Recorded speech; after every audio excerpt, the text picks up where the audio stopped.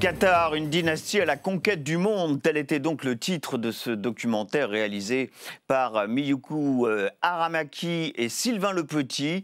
Mais à quel jeu diplomatique se livre désormais cette monarchie du Golfe? Nous allons en débattre maintenant avec nos invités présents aujourd'hui sur ce plateau de Débat Doc. Christian Chesneau pour commencer. Bienvenue à vous Christian Chesneau. Vous êtes journaliste à la rédaction internationale de Radio France et auteur de Le Qatar en 100 questions, un ouvrage publié chez Talendier. Fathia Dazieni est également avec nous. Bienvenue à vous. Vous êtes chercheuse spécialiste de la péninsule arabique à l'INSERM, l'Institut de recherche stratégique de l'école militaire, bien sûr, et auteur de l'Arabie Saoudite en 100 questions, un ouvrage également lui aussi disponible chez Talendier. Et puis enfin, Frédéric Charillon est avec nous. Bienvenue. Vous êtes professeur des universités en sciences politiques à l'université Paris-Cité et co-directeur du Centre géopolitique défense et leadership à l'ESSEC. Votre dernier ouvrage, c'est tout chaud d'ailleurs, s'intitule Géopolitique de l'intimidation, seul face à la guerre, avec un point d'interrogation, publié lui chez Odile Jacob. Après ce documentaire, Christian Chesneau, il a été tourné en 2022. Il s'arrête juste avant le début de cette fameuse Coupe du Monde, obtenue de haute lutte par le Qatar.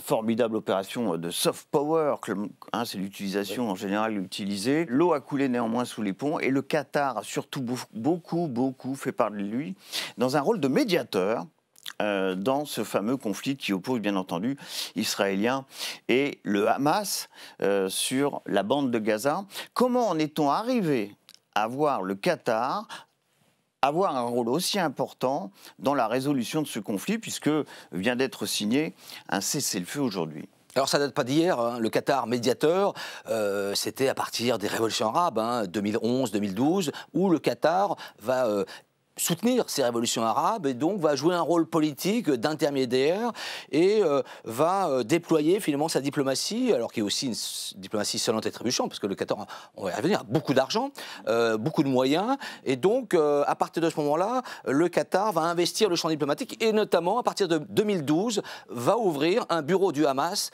à Doha, avec l'accord des Américains, avec l'accord des Israéliens, et donc la branche politique du Hamas est installée. Exactement. Moi, j'avais rencontré certains dirigeants sur place, et donc l'idée, c'était qu'il y avait une sorte de deal. Les Qatariens donc avaient ce lien diplomatique avec le Hamas et avec une sorte de courroie de transmission jusqu'à Gaza.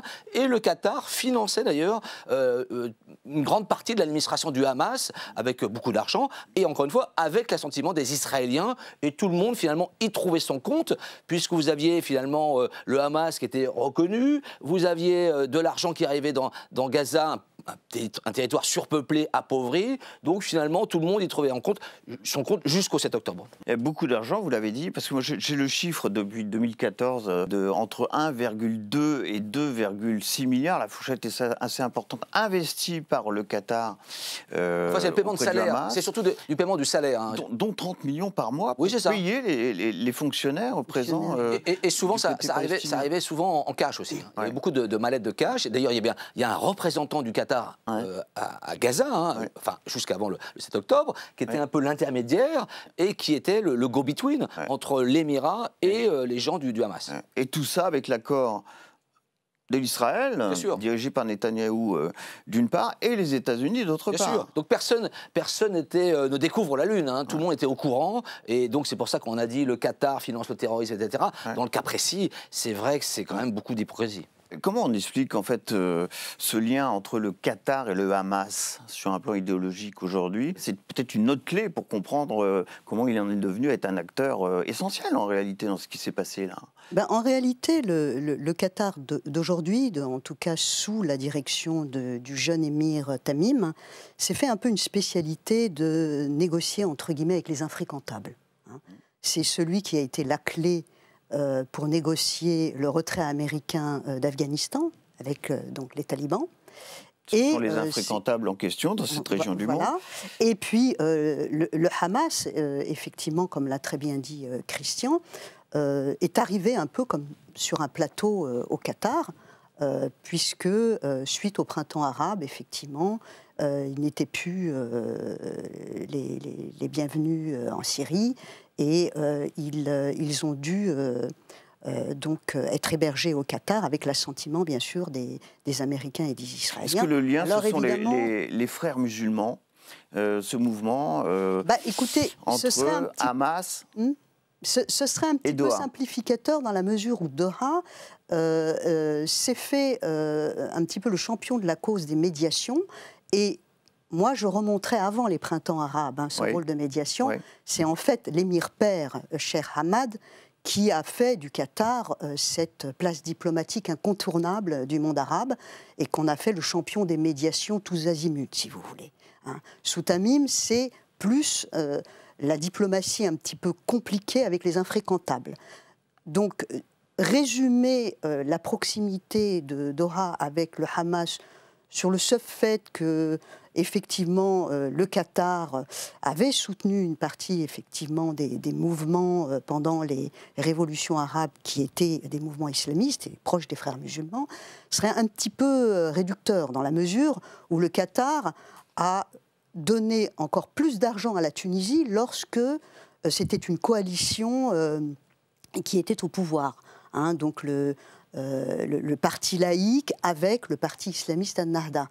Donc résumer l'idéologie qatari simplement aux frères musulmans, c'est un petit peu réducteur. Ils ont choisi les frères musulmans pour se démarquer de l'Arabie saoudite à l'époque wahhabite, sachant que le Qatar lui-même a épousé cette doxa wahhabite, mais c'était donc une manière d'exister par rapport à l'Arabie saoudite. Alors le wahhabisme, c'est le terme utilisé dans cette partie du monde, Arabie saoudite bien sûr, le Qatar, vous venez de le dire, mais en revanche quand ça sort de cette zone, ça s'appelle le salafisme, pour que les gens comprennent bien. Les Saoudiens n'appellent jamais, ne se sont jamais affublés du terme wahhabite.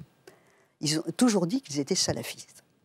Qu'est-ce que vous voulez rajouter à ce qui vient d'être dit là, sur ce rôle auquel on assiste sous nos yeux de médiateur dans la crise opposant Israël et Gaza, avec ce cessez-le-feu auquel on vient d'assister? Oui, qui n'est peut-être pas le fait du Qatar tout seul, qui est là quand même une grosse pression américaine, et dont on ne sait pas d'ailleurs à l'heure où nous parlons si ça va tenir. Moi personnellement, je ne suis pas sûr qu'il y ait les acteurs en présence dans la région pour arriver à une solution. Je ne le crois pas.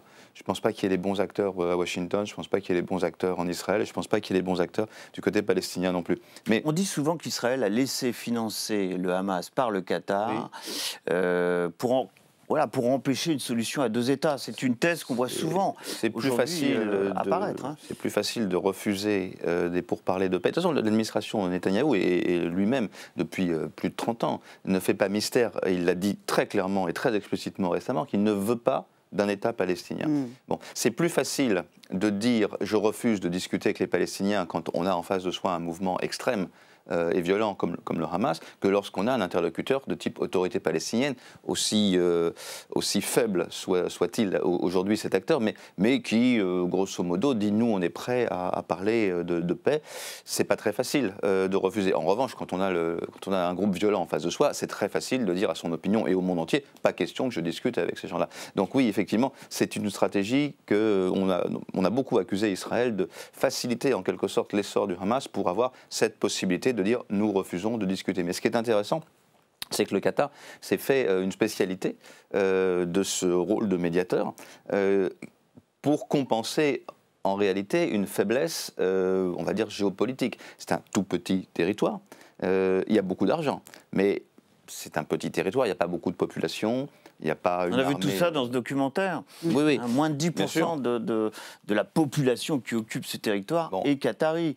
C'est quoi? C'est 250 000 personnes, à peu près. Et donc, ils ont trouvé une niche qui est... Alors, plusieurs, on en parlera tout à l'heure, il y a aussi les réseaux religieux, mais il y a aussi cette niche diplomatique. Il y en a quelques autres, le soft power aussi, on l'a vu, on l'a dit, avec le financement de réseaux culturels, d'événements, etc. Mais il y a cette niche diplomatique, c'est-à-dire nous sommes un go-between, nous sommes un intermédiaire et nous avons une position de médiateur essentiel. C'est souvent le cas de petits pays ou de puissances qui ne sont pas aussi grosses que les principales et qui, pour se rendre pour se protéger aussi, et pour se rendre incontournable, se font l'intermédiaire en disant « vous avez tous besoin de moi », ce qui est aussi une façon de se protéger. C'est en même temps extrêmement risqué, parce qu'on joue avec des acteurs pas faciles, on se fait en quelque sorte l'intermédiaire, l'émissaire pour parler à des pays qui ne sont pas sympathiques à la majorité des autres pays, donc forcément à un moment on prend des coups, c'est un équilibre toujours très délicat. Et pour en finir avec les affaires intra-palestiniennes, on va dire ça comme ça, est-ce qu'on peut dire que le Qatar a joué le Hamas contre les laïcs du Fatah,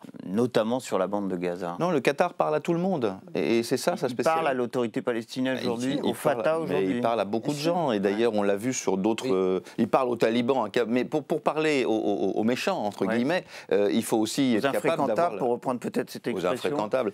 Il faut aussi avoir... il y avait je me souviens, un très bon bouquin de notre collègue et ami Pierre Grosser qui s'appelait « Traiter avec le diable », mais c'est aujourd'hui un peu la spécialité du Qatar. Mais pour traiter avec le diable ou les infréquentables, souvent ce sont les mêmes, il faut aussi avoir la confiance des autres, qui nous donnent cette mission d'être l'émissaire avec la longue cuillère, puisqu'il en faut une pour parler avec le diable et pour souper avec lui, comme chacun le sait.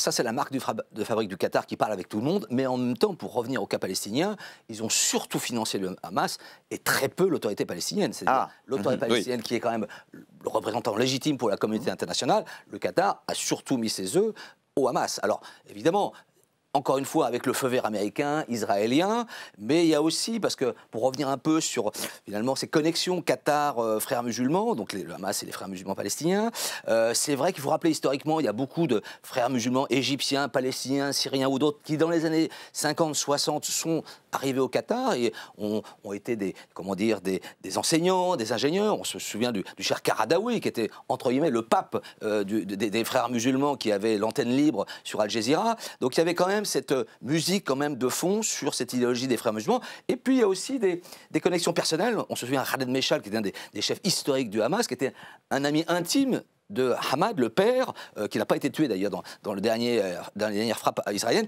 Donc il y a quand même des connexions malgré tout, une petite préférence, il y a quand même une vision du Qatar, voilà, qui n'est pas non plus complètement, je veux dire, blanc-blanc, quoi. Et puis il y a eu ce bombardement israélien à Doha. Dans la capitale qatari.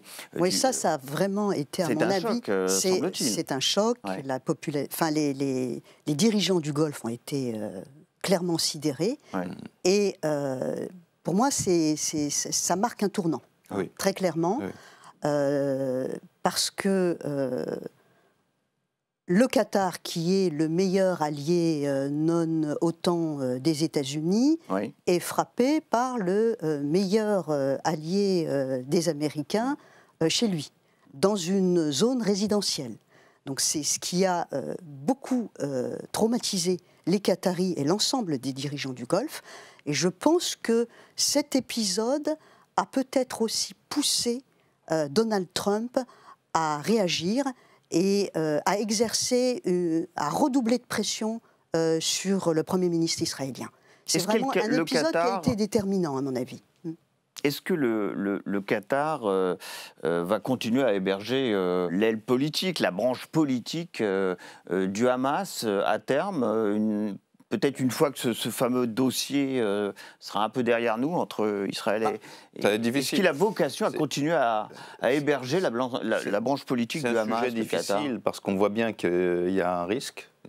Israël a frappé. Effectivement, Fatih a eu tout à fait de raison de dire que c'est un tournant. C'est un tournant aussi d'ailleurs pour la garantie de sécurité américaine. C'est un choc pour tous ceux qui pensaient encore qu'ils étaient protégés par les États-Unis. C'est d'ailleurs pas tout à fait la première fois, parce que d'autres pays du Golfe ont été frappés par l'Iran aussi. Enfin, ça fait plusieurs fois que des pays du Golfe qui sont censés être sous la protection américaine se prennent quand même des coups. Et le président Trump n'a pas l'air de... Enfin, même avant Trump. C'est-à-dire qu'aujourd'hui, la grande question, c'est qu'est-ce qu'il reste de la garantie de sécurité américaine. Et c'est quelque chose que... Alors nous, les Européens, nous connaissons bien ce dilemme aujourd'hui, mais c'est quelque chose qui ne passe pas inaperçu, y compris très très loin du Golfe, par exemple en Asie. C'est-à-dire c'est normal. C'est tous ceux qui se croyaient protégés par les États-Unis, qui se prennent des coups et qui voient que les États-Unis soit ne réagissent pas, soit ça vient d'autres alliés des États-Unis, ce qui embarrasse les États-Unis qui ne réagissent pas non plus. se disent, bon, bah, en fait, il faut trouver quelque chose ailleurs. Et c'est d'ailleurs ce qui vient d'arriver avec ce rapprochement extrêmement important aussi entre l'Arabie Saoudite et le Pakistan,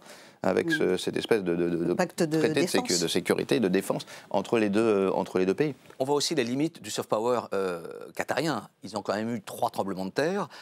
2017, l'embargo des voisins, blocus, pour... Évoqué assez largement voilà. dans ce film. Donc ça, c'était un coup de tonnerre énorme. Des frappes, alors orchestrées, je veux dire chorégraphiées de l'Iran dans cette guerre entre Israël et l'Iran. Donc on a quand même frappé pour la première fois. Les Iraniens ont frappé. Alors c'est vrai que c'était la base américaine. Qui avait téléphoné, etc. Et puis le troisième coup, qui est effectivement, à mon avis, le plus dur, c'est ces frappes contre le Hamas. Le Hamas qui était en train de négocier. Et les dirigeants de Hamas se réunissaient pour dire oui ou non au plan Trump. Donc pour les Qatariens et pour le Golfe plus généralement, c'est vrai que c'est un coup de semonce très dur qui montre aussi leur fragilité. C'est-à-dire que, encore une fois, le Qatar est un petit pays, il veut jouer dans la cour des grands et il prend des coups de grands. Ça a toujours été le problème des petits pays. Voilà, on peut violer la neutralité de la Belgique avant la Seconde Guerre mondiale, on peut frapper le Qatar, etc. Exactement. Et ça, effectivement, pour les Qatariens, ça fait quand même 3 coups en quelques années. Et donc, ils vont, je pense, aussi s'adapter à cette nouvelle configuration. Ils étaient beaucoup dans la lumière. Peut-être qu'ils vont se mettre un petit peu de côté. Oui, avec votre confrère Georges Malbruno, dans un livre qui s'intitule Qatar Papers, vous êtes évertué à raconter comment finalement le Qatar investissait dans les réseaux des frères musulmans, notamment en Europe.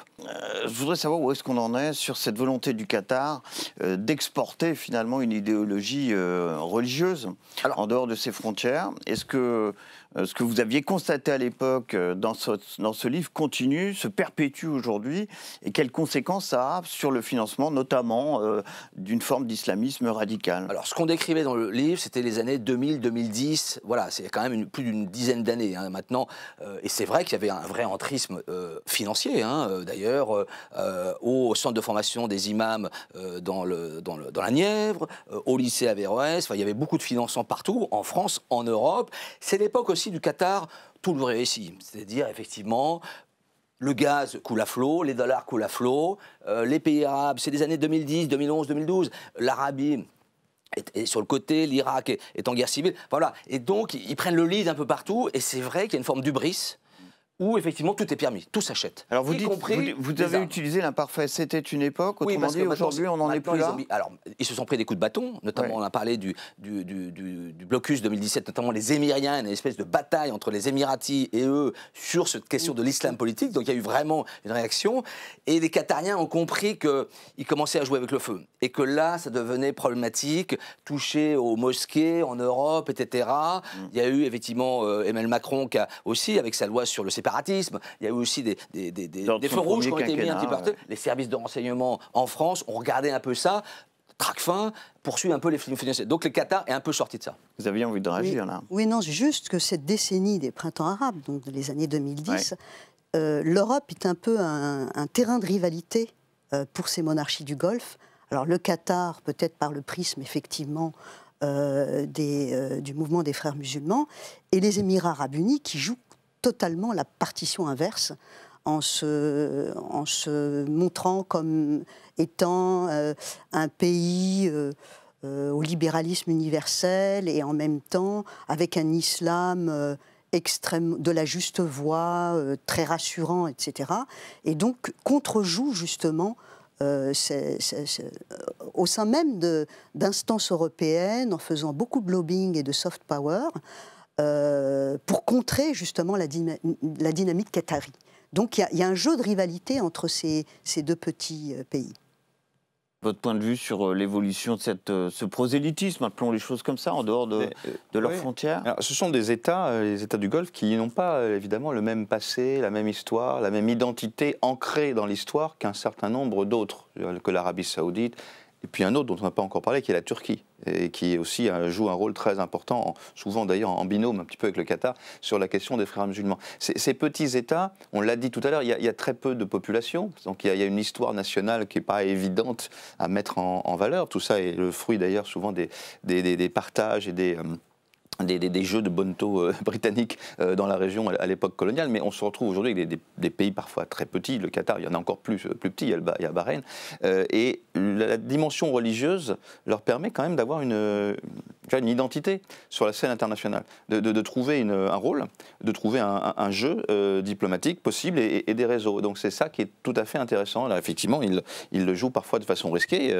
On l'a dit tout à l'heure, c'est-à-dire parfois ils vont un petit peu loin, ils se prennent des coups, mais quelque part, ça leur donne aussi une identité, et même sur le plan intérieur et sur le plan extérieur, qui ne serait pas aussi facile à trouver. C'est pas l'héritier de l'Empire ottoman. Hein. Le Qatar, c'est pas non plus l'héritier de tout ce que peut avoir l'Arabie Saoudite ou d'autres.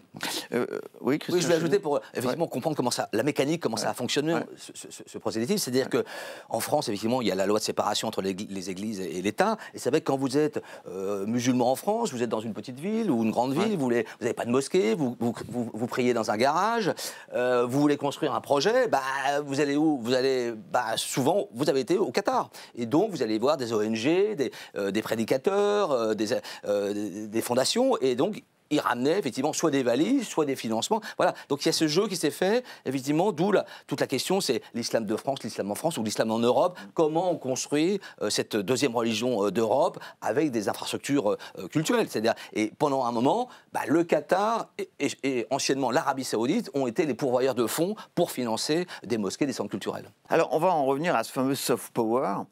Pour terminer notre échange, la diplomatie du carnet de chèques, voilà, ça c'est une expression qu'on a souvent utilisée en parlant du Qatar. Et vous dites on est passé à la diplomatie de la Rolex, dites-vous aujourd'hui, à la diplomatie du Boeing, en référence à ce Boeing, voilà. Offert c'est ce que j'allais dire, 400 millions de dollars offert à l'occasion de l'anniversaire à Donald Trump, à l'occasion de son anniversaire. Où est-ce qu'on en est dans cette diplomatie du carnet de chèques, pour dire les choses un peu globalement? Ça va continuer. Façon, et les montants figurant sur les chèques a augmenté? Je ne sais pas, mais en tout cas, l'argent continue de couler à flot. Alors, l'histoire du Boeing, il faut savoir que l'émir du Qatar a aussi offert un Boeing à Erdogan, le même quasiment. Donc, c'est quand même une tradition du cadeau. Et c'est vrai que, encore une fois, avec le gaz, le pétrole, les fonds souverains, on en parle peu, mais les pays du Golfe, l'Arabie, les Émirats et puis le Qatar ont des fonds souverains de plusieurs centaines de milliards de dollars. De 260 milliards de dollars. Ils investissent partout. Et donc, c'est un levier financier énorme. Donc, forcément, quand vous offrez un Boeing à Trump, quand vous... vous vous souvenez, la visite de Trump dans le Golfe au printemps, c'est 3 trillions d'investissements du Golfe aux États-Unis. 3 trillions, c'est la dette française. De promesses. De promesses. Mais en tout cas, non, mais je veux dire, on joue là dans la cour des grands. Et forcément, en face, vous avez des Européens et des Américains qui sont pas forcément au mieux financièrement, économiquement, donc forcément, c'est plus facile d'influencer quand vous avez beaucoup d'argent. Ce qui a rendu peut-être notre regard d'occidentaux sur ce pays comme donnant l'image d'un pays corrupteur par certains côtés, ça vous paraît justifié? Il y en a qui se laissent corrompre. Hein. Oui. Beaucoup. Il faut être deux. Il faut être deux pour corrompre. Ouais. Exactement. Mais là, pour finir un peu, c'est vrai que le Qatar arrive un petit peu au bout d'un cycle par rapport à sa diplomatie de médiation. On le voit bien aujourd'hui, même si le Qatar a joué un rôle dans le cessez-le-feu, clairement le Caire reprend toute sa place sur le dossier israélo-palestinien, qui est loin d'être terminé. Hein. Maintenant, le Qatar devra un peu se renouveler. Et je pense que, effectivement, le terrain africain devrait être de plus en plus... ça l'a été dans les années 2000 et ça pourrait le redevenir, d'autant que les Émirats arabes unis, aujourd'hui, ont une place prépondérante en termes d'investissement dans les pays africains. C'est aussi votre sentiment? Oui, et... Ce sera le mot de la fin. Christian Chesneau, si on a le temps... Oui, le Qatar est un des pays qui a compris le plus tôt l'importance des stratégies d'influence et que nous étions dans un monde de guerre d'influence. Al Jazeera, qui était quand même un coup de maître, la chaîne de télévision, le financement d'événements sportifs, de chaînes sportives, de clubs de football, etc. C'est un pays qui a assez vite compris, beaucoup plus d'ailleurs que beaucoup de pays européens, qu'il fallait ce genre de stratégie. Et donc, le renouveau dont il a été question à l'instant, vous voyez sous quelle forme, vous? Il faut toujours se renouveler, c'est une compétition, c'est comme dans le commerce, il y a un produit, le produit il a un cycle. Mais c'est un pays qui a toujours été précurseur, donc il faut aussi en tirer des leçons. Ils ont bien joué. Bon, il y a toujours une fin de cycle, il y a toujours une fin à tout. Et c'est pas forcément la fin, mais Al Jazeera fonctionne bien. Il ne faut d'ailleurs pas oublier un certain nombre de sous-produits, si je puis dire, d'Al Jazeera, qui ont un public très ciblé. Je pense à AJ+, notamment, qui est lié à Al Jazeera et qui est assez offensif dans le milieu des jeunes, comme sur un public jeune. Le Qatar sait faire ça, et donc il est certain qu'ils vont réfléchir à une modernisation de cet outil d'influence. On parlait de cycle, là on entre dans le cycle saoudien. L'Arabie Saoudite, MBS, avec une Coupe du Monde en 2034, des moyens énormes, et encore une fois sur Gaza, la Palestine et l'équilibre régional, c'est pas le Qatar qui va jouer le rôle, c'est l'Arabie Saoudite. Effectivement, est-ce que l'Arabie va normaliser ou pas avec Israël les accords d'Abraham? C'est la prochaine grande question, et ça c'est une phase ultérieure. Et donc le Qatar va être toujours un médiateur, mais j'allais dire, les grosses manœuvres maintenant c'est en Arabie. Bon, bah, ce sera vraiment le mot de la fin. On aurait voulu passer davantage de temps, bien évidemment, avec vous autour de cette question, autour de ce Qatar que nous avons découvert, évidemment, à travers ce documentaire que nous proposions aujourd'hui dans cette émission. Un grand merci donc à tous les trois. Merci aussi à Félicité Gavalda, qui, comme à l'accoutumée, m'a aidé à préparer cette émission. Vos réactions sur #Débadoc, bien entendu. Et je vous donne rendez-vous pour un prochain Débadoc. Ça sera, bien sûr, avec son documentaire et son débat. À très bientôt.